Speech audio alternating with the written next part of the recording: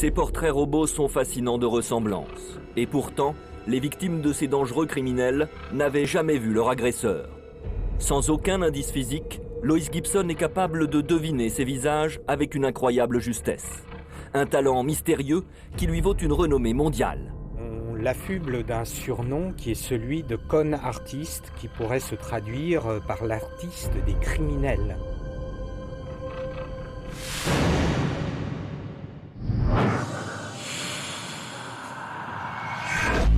Janvier 1991, Paul Dixon, officier de la police de Houston aux États-Unis, est blessé à la suite d'un simple contrôle de routine.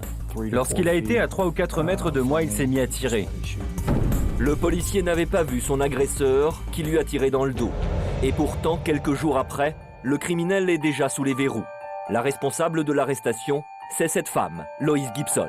C'est une femme vraiment étonnante, elle a un don. Elle est capable de capturer l'apparence même de chaque individu. Lois Gibson ne va pas sur le terrain, ses seules armes sont ses crayons et ses pinceaux. Cette détective, pas comme les autres, obtient des réussites impressionnantes.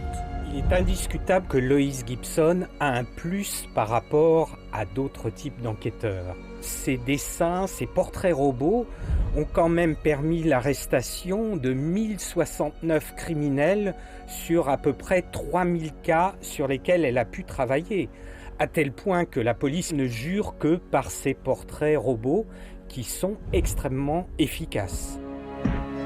Lois Gibson a donc un taux de réussite de 30%, 3 fois plus que pour une enquête menée à partir d'empreintes digitales. Mais le plus stupéfiant, c'est que les victimes n'ont pas pu donner de détails physiques sur leur agresseur. Comment peut-on alors expliquer ces portraits robots si ressemblants? Quel est donc le mystérieux secret de cette femme? Ils revivent les émotions du passé, jusqu'à l'extrême. Il y a une part d'extraordinaire en chacun d'eux, qui exige de la sympathie et de l'empathie. Et si vous faites en sorte que la conversation soit agréable, que vous tenez compte de ce qu'ils ont vécu, vous trouvez la solution.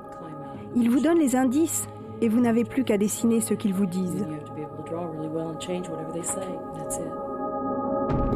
Ce qui peut s'apparenter à quelque chose d'assez irrationnel est en fait un lien psychologique, une empathie particulière avec la victime. Elle est capable de se mettre à la place de la victime et en quelque sorte de voir l'agression au travers des yeux de la victime. Donc ceci lui donne cette capacité énorme de dresser des profils tout à fait exacts et qui permettent l'arrestation des criminels en question. Par une simple conversation avec les victimes, Lois Gibson serait donc capable d'identifier physiquement les criminels. Mais d'où peut venir ce don exceptionnel? Tout ce qu'il faut faire, c'est être attentif aux victimes, et c'est facile pour moi, car il y a une vingtaine d'années, j'ai été moi-même victime. Je sais donc ce qu'ils ressentent. Je leur permets de l'expulser. Ce qui était la pire des choses dans ma vie est devenu un instrument très utile, le moyen de briser la barrière entre les victimes et moi.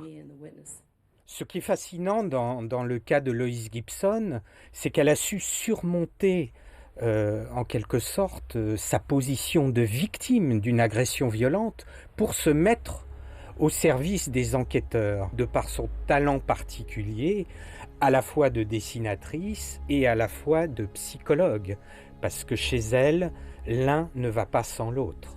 Je ne comprends pas pourquoi tous les services de police ne font pas appel à une femme comme Lois Gibson. Elle est définitivement devenue notre meilleur atout et sans elle, nous serions perdus.